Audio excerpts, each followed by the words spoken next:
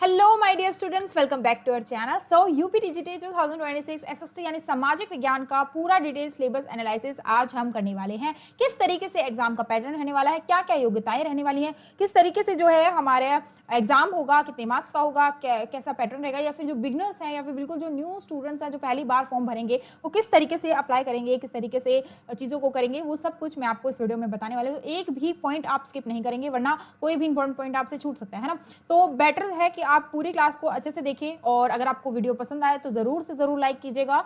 ऐसे ही हमारी क्लासेस रहेंगी, ये बहुत लेंथी वीडियो हम नहीं रखेंगे, ताकि जो सिलेबस है, और देखिए जब भी आप कोई चीज़ उठाते हैं, कोई बुक पढ़ना शुरू करते हैं, तो आप उसके फर्स्ट पेज पे देखते हैं कि आपको इस बुक के अंदर मिलने वाला क्या है ना। तभी आप बुक को पढ़ते हैं। उसके जो फर्स्ट पेज होता है उस पर उसका नाम देख के आपको पता चलता है हाँ ये बुक मुझे पढ़नी है। इसी तरीके से आपको जो पेपर देना है, सबसे पहले आपको उसका सिलेबस पता होना जरूरी है कि उसमें हमें पढ़ना क्या है, क्या क्या चीज़ें हमें कवर करनी है, ठीक है। इसलिए सबसे पहले सिलेबस को हम अच्छे से पकड़ेंगे कि कोई भी चीज़ ऐसी ना हो जो हमसे छूट जाए, या फिर ऐसा ना हो कि हम सिलेबस से ज़्यादा पढ़ लें। वो भी क्या होता है, कई बार दिमाग में बहुत सारी चीज़ें भरने की वजह से हम मेन चीज़ पे फोकस नहीं कर पाते हैं, ठीक है। तो आज का जो हमारा टारगेट है वो हम पहले कर लेते हैं, सिलेबस डिस्कस, ठीक है। एक सेकेंड, ओके। तो हमारा जो सिलेबस डिस्कशन की क्लास है उसमें सबसे पहले हम ये आपका पेपर कोड है और ये आपका सिलेबस है, इसका पीडीएफ, हाँ आप लोग जो पीडीएफ के लिए बोलते हैं तो आपको पीडीएफ टेलीग्राम चैनल पे मिल जाएगा, या फिर आप कमेंट सेक्शन में टाइप कीजिए, हमारी टीम आपको रिप्लाई कर देगी, ठीक है। तो किस तरीके से है, सबसे पहले भूगोल, क्या क्या चेंजेस है वो भी मैं आपको बताने वाली हूँ, क्योंकि बहुत ज़्यादा चेंजेस नहीं है, पर न्यू सिलेबस है तो देखना तो पड़ेगा, है ना।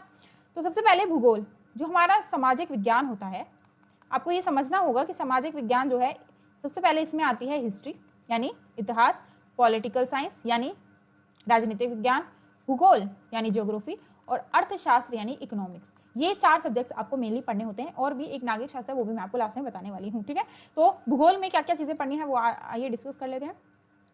सबसे पहले आपको सौर मंडल की उत्पत्ति, पृथ्वी की आकृति, गतियां, सूर्य ग्रहण, चंद्र ग्रहण, देखिए सूर्य ग्रहण और चंद्र ग्रहण से मल्टीपल टाइम्स क्वेश्चन बनते हैं।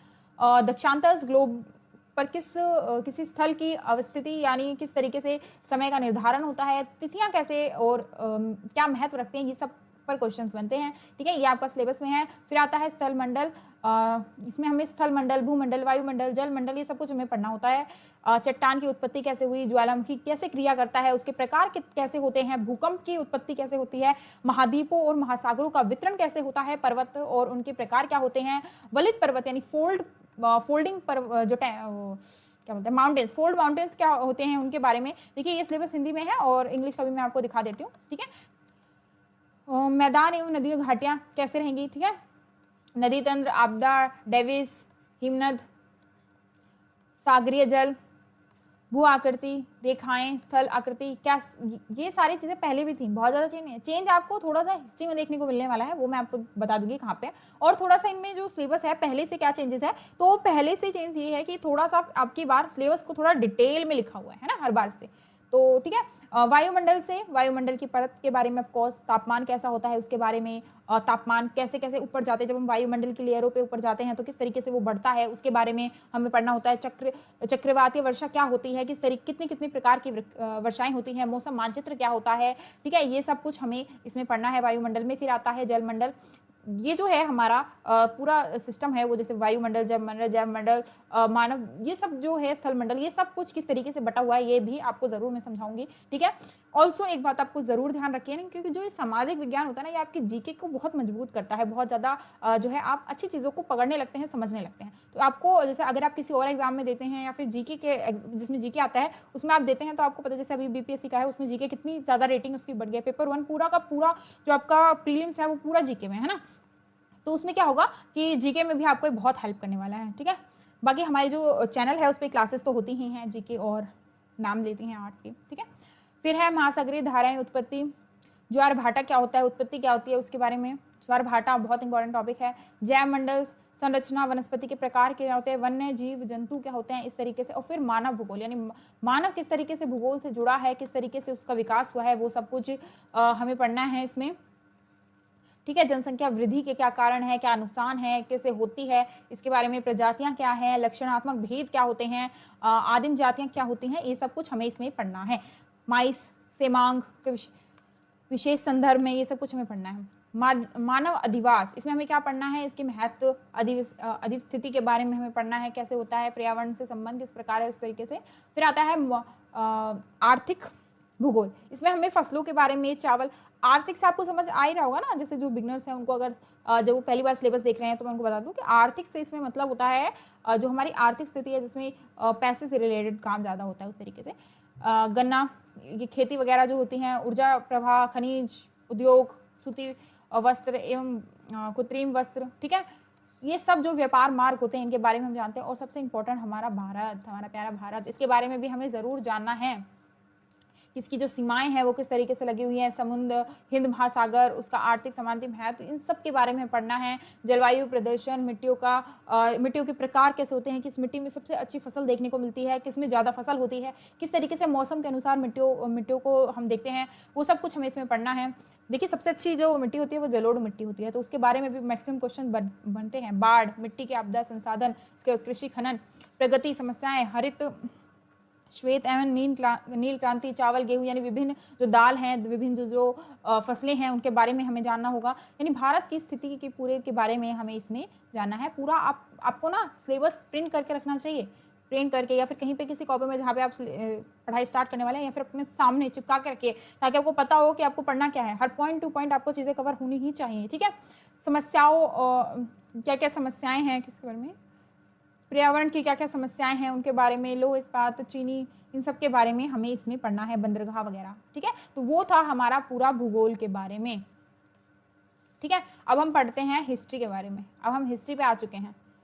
हिस्ट्री अपने आप में जैसे पूरा इतिहास है, आप जो भी चीज़ देखते हैं उस पर इतिहास ढूंढने की कोशिश कीजिए, आपकी हिस्ट्री अपने आप मजबूत हो जाती है, ठीक है। इसमें जो सबसे पहला काल आता है वो है पूरा ऐतिहासिक काल, यानी जिसमें हमें पत्थर, जिसे हम पाषाण युग कहते हैं, जिसमें हमें देखते हैं कि जो हथियार होते थे वो पत्थर के होते थे, जो घर होते थे वो पत्थर के होते थे। जैसे अगर आपने कोई कार्टून या फिल्म देखी हो उसमें कैसे गुफा बना लेते थे रहने के लिए, और शिकार करने के लिए कैसे पत्थरों की जो है हथौड़ी टाइप बना लेते थे। तो ये सब हमें पाषाण युग में देखना होता है, ठीक है। किस तरीके से इसमें विकास हुआ, क्या क्या चीज़ें, क्या क्या मान्यताएं, कैसे जो है क्या वो खाते थे, क्या वो करते थे, उस सब के बारे में हमें यहाँ पढ़ना होता है। प्राचीन युग, इसमें सिंधु घाटी सभ्यता की विशेषता, सबसे जो पुरानी जो हमारी सभ्यता होती है वो सिंधु घाटी सभ्यता ही होती है। इसकी जो सबसे प्रमुख विशेषताएं हैं वो हमें पढ़ना है। फिर उसके बाद सिंधु घाटी सभ्यता के बाद तो वैदिक काल कैसे शुरू होता है, उसमें धर्म कैसे शुरू होता है उसके बारे में, फिर क्या क्या, एक सेकेंड धार्मिक आंदोलनों के बारे में कि जैन धर्म, बौद्ध धर्म, भगवत धर्म, शैव धर्म, भक्ति की विशेषताएं, इसमें हमें सब पूरा पढ़ना होता है कि किस तरीके से हमारी जो है भक्त जैन धर्म कैसे उत्पन्न हुआ। हिंदू यह आप देखेंगे पहले के जो टाइम है उसमें जैन और बौद्ध धर्म ज़्यादा प्रकाशित था, ठीक है। तो विभिन्न धर्म है उनके बीच कैसे संघर्ष हुआ, कैसे आंदोलन हुआ, वो हमें जानना है।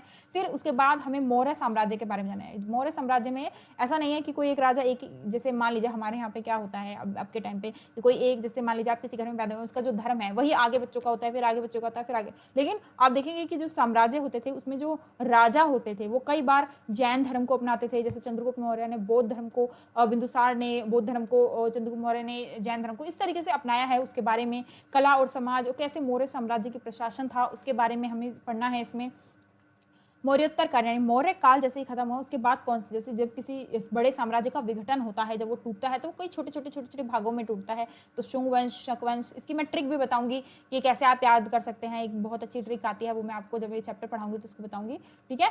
सतवाहना क्या है उसके बारे में। फिर आता है गुप्त साम्राज्य, यानी जैसे मौर्य साम्राज्य के बाद जो अगला जो इंपॉर्टेंट महत्वपूर्ण साम्राज्य उठा वो था गुप्त साम्राज्य। इसे हम स्वर्ण युग के नाम से भी जानते हैं, है ना।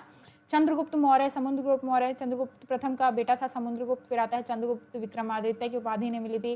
फिर आता है सकंदगुप्त। किस तरीके से विभिन्न राजा आते हैं, क्या क्या उनके उपलब्धियां होती हैं वो हमें इसमें पढ़ना होता है। ये राजाओं के बारे में भी क्वेश्चन हिस्ट्री से बहुत बार बनते हैं। देखिए अभी जो पिछला पेपर था उसमें 63 क्वेश्चन में से हिस्ट्री के अच्छा खासा लेवल आपने देखा हो, अगर आपने पेपर को एनालाइज किया हो तो। गुप्तोत्तर काल में जो है हमें विभिन्न राजाओं, विभिन्न वंशों के बारे में पढ़ना है कि गुप्त, अभी मैंने बताया ना कि कैसे एक काल, जब एक बड़ा साम्राज्य विघटित होता है, टूटता है, तो छोटे छोटे जो साम्राज्य हैं वो उत्पन्न होते हैं छोटे छोटे जगहों पे। जैसे आज हमारा भारत है, पहले इतने भागों में नहीं था, है ना। तो पहले पूरे भारत पे एक साम्राज्य हुआ था, ठीक है। ऐसा मैं एक इमेजिन कर लेती हूँ। फिर उसके बाद राज्यों में विभाजन, ठीक है। लेकिन ऐसे ही होता था कि पहले एक बड़ा साम्राज्य होता था, वो छोटे छोटे भागों में विभाजित हो जाता था। जैसे कि इसमें नाम भी लिखा हुआ है, हर्यक वंश हो गया, पाल वंश, प्रतिहार, पल्लव, राष्ट्रकूट, ठीक है, ये सब। उसके बाद क्या होता है, गुप्त काल खत्म होता है, फिर आता है खिलजी वंश यानी मुगलों का टाइम आ जाता है, मुगलों का टाइम आ जाता है, तुगलक वंश आ जाता है, मुगलों वंश फिर आता है। ये सब मुगलों वंश ही था। फिर उनके उपलब्धियां, उनका प्रशासन, उसमें कौन कौन से राजा महान रहे, कौन कौन से प्रमुख राजा रहे जिन्होंने अपनी उपलब्धियां इसमें बताई है, उसके बारे में हमें पढ़ना है। फिर आता है मुगल राजवंश, जो बाबर, हुमायूं, अकबर, ऐसे जब हम पढ़ते थे हिस्ट्री में मुगल वंश को, तो हम कैसे पढ़ते थे, बाबर का बेटा हुमायूं, हुमायूं का बेटा अकबर, अकबर का बेटा जहांगीर, जहांगीर का बेटा शाहजहां, इस तरीके से हम पढ़ते थे। तो हमें याद हो गया बहुत लंबे समय से कि किस पैटर्न में। अब ऐसे कई बार क्वेश्चन आ जाता है कि अकबर के दादा का क्या नाम था, पिता का क्या नाम था, पुत्र का क्या नाम था, या फिर जो शाहजहां था वो किसका पुत्र था, इस तरीके से भी क्वेश्चन बन जाते हैं। तो ये याद करने की बहुत अच्छी ट्रिक है जो मैंने आपको बताई कि बाबर का बेटा हुमायूं, हुमायूं का बेटा अकबर, इस तरीके से पढ़ा करते थे हम। फिर राणा प्रताप, छत्रपति शिवाजी, ठीक है, उनके टाइम सबसे ज़्यादा मुगलों का जो सामना है वो जो मराठी साम्राज्य है, मराठा साम्राज्य, उन्होंने ही किया था। और बहुत बार उपलब्धियां भी यहाँ हमें देखने को मिली थी। अगर आपने राणा प्रताप के बारे में सुना हो, तब छत्रपति शिवाजी महाराज के बारे में सुना हो, ठीक है। फिर उसके बाद हमारे जो मध्यकाल है, हिस्ट्री को जब भी हम पढ़ते हैं तो हम 3 भागों में पढ़ते हैं। प्राचीन, जिसमें हम सिंधु घाटी सभ्यता, वैदिक काल और पाषाण युग को पढ़ते हैं। फिर उसके बाद जब हम वंश या साम्राज्य के बारे में पढ़ते हैं तो वो हम मध्य में पढ़ते हैं। इसमें हम देखते हैं कि इसमें हम वेदों के बारे में भी पढ़ते हैं, वैदिक काल मैंने जैसे बताया। और लास्ट में आता है आधुनिक काल, जिसमें हम आधुनिक युग, आधुनिक भारत, ठीक है, इसके बारे में जब हम आज़ादी के टाइम की बातें पढ़ते हैं, ठीक है, अंग्रेजों का राज के बारे में पढ़ते हैं कि अंग्रेजों का हम पर शासन कैसा था, उसके बारे में आता है इसमें, ठीक है। तो ये पूरा हिस्ट्री का है। इसमें महात्मा गांधी के योगदान, स्वतंत्रता प्राप्ति में उनके योगदान, विभाजन, ये सब के बारे में हम पढ़ेंगे, भारत का किस तरीके से विभाजन हुआ था। उसके बाद भूगोल हो गया, इतिहास हो गया। अब हम पढ़ेंगे अर्थशास्त्र, ठीक है। अर्थशास्त्र की क्या क्या चीजें हमें पढ़नी है। तो आर्थिक सिद्धांत, एक सेकेंड, चलिए अब ठीक है, वो थोड़ा सा ग्लिच आ गया था। तो आर्थिक, इसमें हमें अर्थशास्त्र में क्या पढ़ना है,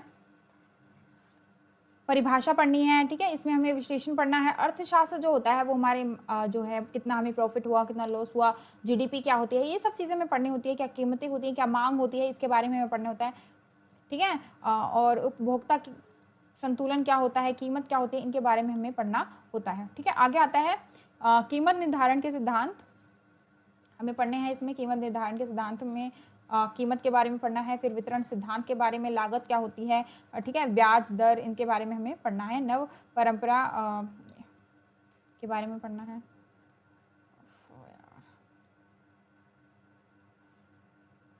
आगे बढ़ते हैं। मुद्रा एवं अंतर्राष्ट्रीय व्यापार, मुद्रा की मांग एवं मुद्रा आपूर्ति की पूर्ति जो होती है उसके बारे में पढ़ना है। मुद्रा आपूर्ति क्या होती है उसके बारे में पढ़ना है, ठीक है। सिद्धांत, ठीक है। मुद्रास्फीति यानी कमी, जब हम पढ़ते हैं किसी चीज़ की कमी के बारे में, वो हमें इसमें पढ़ना है, ठीक है। अंतर्राष्ट्रीय व्यापार किस तरीके से होता है उसके बारे में हमें जानना है। बाकी लोक वित्त के बारे में हमें यहाँ पढ़ना है।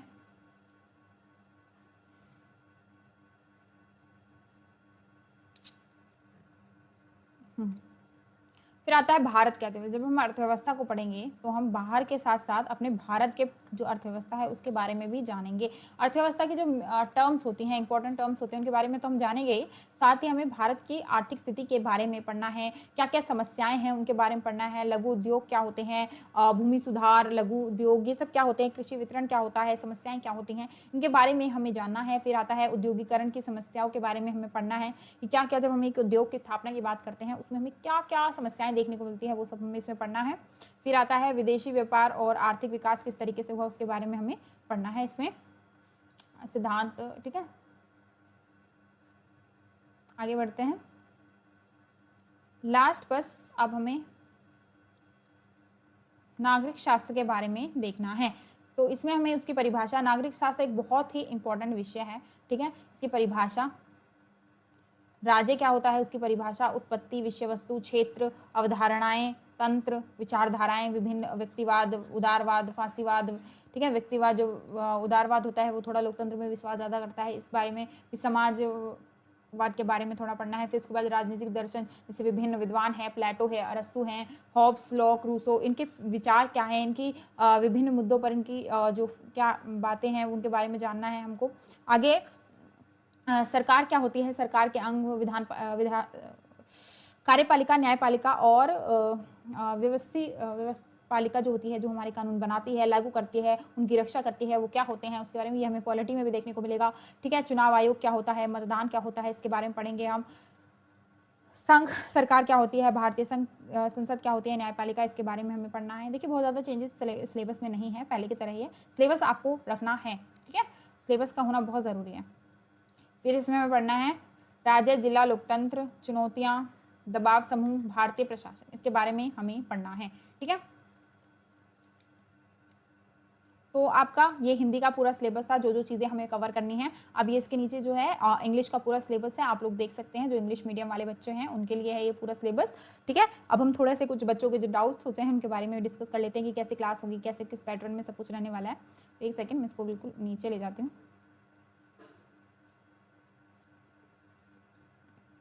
एक सेकेंड, बस ठीक है, यहाँ पे मैं आपको छोटी छोटी कुछ चीज़ें हैं उनके बारे में क्लियर कर देती हूँ। तो सबसे पहले वैकेंसीज तो ऑफकोर्स नोटिफिकेशन के आसपास देखने को मिलेंगी। योग्यताओं की बात कर लेती हूँ। एक तो आप ग्रेजुएट होने चाहिए, प्लस जो है बीएड होना चाहिए। ठीक है, और ग्रेजुएशन में आपके जो ऐसे अभी परसेंटेज का तो कोई इशू नहीं है, लेकिन सब्जेक्ट कॉम्बिनेशन क्या होना चाहिए। अगर आपने अभी बोल रहे हैं कि हमने बीकॉम किया है, बीकॉम क्या है तो क्या हम कर सकते हैं, जी नहीं, आपके लिए एक अलग से वैकेंसी आती है, कमर्शियल वैकेंसीज होती हैं जो, उसमें आप अप्लाई करेंगे। ठीक है, इसमें हिस्ट्री प्लस आप पॉलिटी ले सकते हैं, हिस्ट्री के साथ आप ज्योग्राफी ले सकते हैं, इकोनॉमिक्स ले सकते हैं।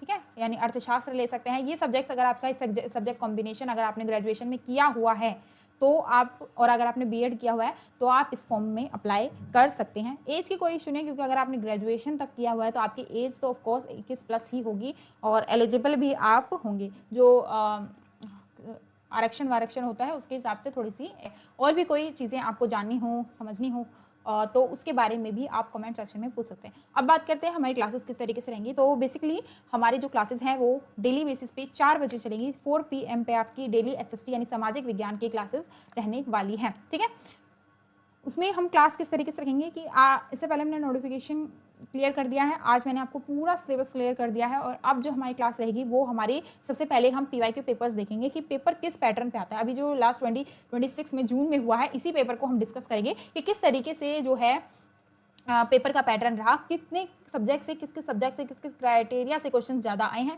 उन क्वेश्चंस के बारे में हम अच्छे से पढ़ेंगे, समझेंगे। ठीक है, उसके बाद हम थोड़ा सा एनालाइज करेंगे कि किस पोर्शन पे हमें ज़्यादा गौर करना है। जो मीडियम लेवल था उसमें किस तरीके से क्वेश्चन ज़्यादा आए थे। हार्ड जो लेवल था, जैसे 15% हम कहते हैं कि हार्ड जो पेपर आया था, इसमें जो 15% था वो हार्ड पेपर आया था। नहीं चल रहा, कोई बात नहीं। 15% जो है हार्ड पेपर आया था, किस विषय से ज़्यादा आया, तो वो चीज़ें हमें इसमें देखनी होंगी, वो हम पेपर एनालाइज के टाइम पे करेंगे। वो हमारी क्लास 4 PM पे कल होने वाली है, तो ज़रूर ज्वाइन करना है। कुछ सीखने को ही मिलता है, तो बिल्कुल भी स्किप तो कुछ भी नहीं करना है। ठीक है, तो और भी कोई डाउट हो तो कमेंट सेक्शन में आप बिल्कुल पूछ सकते हैं। ठीक है, मिलते हैं नेक्स्ट वीडियो में, तब तक के लिए बाय बाय।